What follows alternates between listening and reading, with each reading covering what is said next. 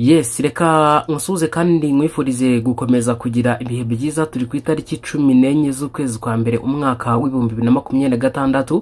Iby'ingenzi byavugiwe mu rubanza rwa DJ Toxic ukurikiranyweho ibirimo kugonga umupolisi agapfa, nibyo tugiye kuza tugarukaho muri iyi nkuru. Hanyuma niba ari ubwa mbere ugeze ahangaha rwose ndakwinginze reba ijambo subscribe ukandaho rwose ufungure n'inzogera, ubundi Imana ikumere umugisha. Tuye dukomeza kugenda tubana n'ubundi ku nkuru yihutirwa. Ishimwe Arnaud de Bosch uzwi nka DJ Toxic uregwa ibyaha birimo ibishingiye ku kugonga umupolisi agahita yitaba Imana, yaburanye ku ifungwa ry'agateganyo, yemera bimwe mu byaha ashinjwa, gusa akavuga ko atari yabigambiriye.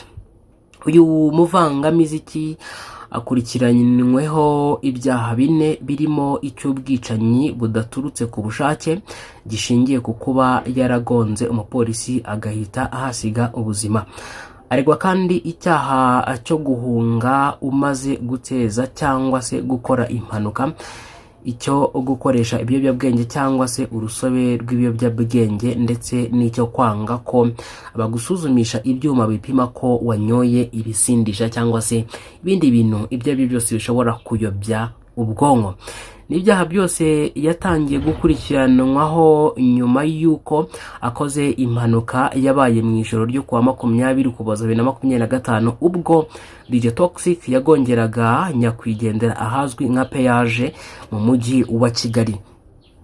Mwiburana ku ifungwa n'ifungurwa by'agateganyo ryabaye kuri uyu wa gatatu tariki ya 14 Mutarama 2026, ubushinjacyaha busabira rero uregwa gukurikiranwa afunze. Bwagaragaje ko rero ibimenyetso bushingiraho bushinja uregwa kuri buri cyaha kukuba n'ubundi ku cyaha cyo gukoresha ibiyobyabwenge. Ubushinjacyaha bwabwiye urukiko ko mu rugo rw'uyu mu DJ hasanzwe udupfunyika 2 tw'urumogi, kandi mwibazwa yakorewe mu bugenzacyaha yiyemereye ko akoresha iki kiyobyabwenge kuva mu mwaka w'2021 akanasobanura uburyo ki n'ubundi agikoresha. Ku cyaha cy'ubwicanyi budaturutse ku bushake, ubushinjacyaha buvuga ko uregwa yagonze umupolisi wari mu kazi ubwo yashakaga kumuyobora inzira anyura aho ko byubahiriza agahita amugonga. Naho ku cyaha cyo guhunga wakoze cyangwa se wateje impanuka, DJ Toxic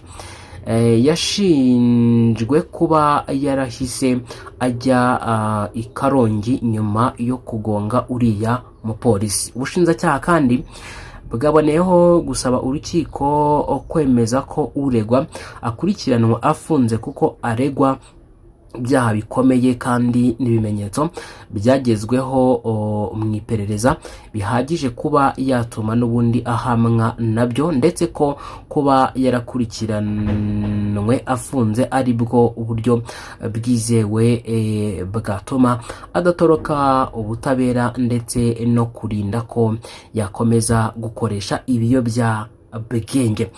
Uregwa yemeye bimwe mu byaha aregwa. DJ Toxic wahawe urwamenye ngo agire icyo avuga, mbabarene nibeshye, DJ Toxic wahawe umwanya ngo agire icyo avuga yemera icyaha cy'ubwicanyi budaturutse ku bushake ndetse n'icyo guhunga umaze guteza cyangwa se gukora impanuka. Uregwa yavuze ko kandi ubwo umupolisi yamuhagarikaga yari yafashwe n'agatotsi ntamenye uko byagenze ngo amugonge, kuko yisanze yuriye donc utununga two ku muhanda tuzwi nka bordire, bikarangira rero yagonze umupolisi. DJ Toxic yavuze ko nyuma yo kubona ko yagonze umupolisi hari inshuti ye bari kumwe, yamubwiye ko nahagarara bahita babarasa, bikaba ari byo byatumye akomeza kugenda.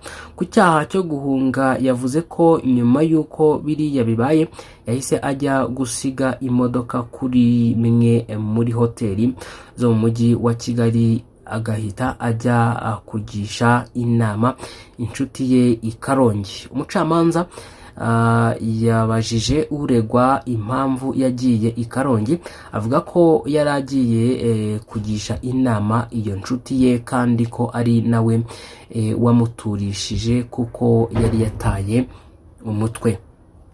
Uregwa yahakanye ibyaha bibiri, icyo gukoresha ibiyobyabwenge n'icyo kwanga ko bamupima. Avuga ko urumogi rwasanzwe iwe atazi aho rwaturutse kandi ko n'ibyanditswe mu ibazwa ryo mu bugenzacyaha by'uburyo akoresha urumogi atazi aho byaturutse. Yahakanye kandi ko atanze ko bamupima kuko yabyemeye. Ku cyifuzo cy'ubushinjacyaha ko uregwa yakurikiranwa afunzwe by'agateganyo, DJ Toxic yavuze ko yarekurwa agakurikiranwa ari hanze kuko adashobora kugira icyo abangamira mu iperereza. Ngayo nguko rero namwe mu makuru rero yaragezweho, nge narinje hano kubagezaho. Ni inkuru yihutirwa n'ubundi ibigomba kuza ikakugeraho ku gihe. Niba rero ari ubwa mbere urugeze ahangaha, reba neza ijambo subscribe, ubundi tujye dukomeza kugenda tubana amakuru n'ibiganiro tugenda tubagezaho umunsi ku wundi. Assalamu alaikum, hasta la vista, bye bye, ciao ciao.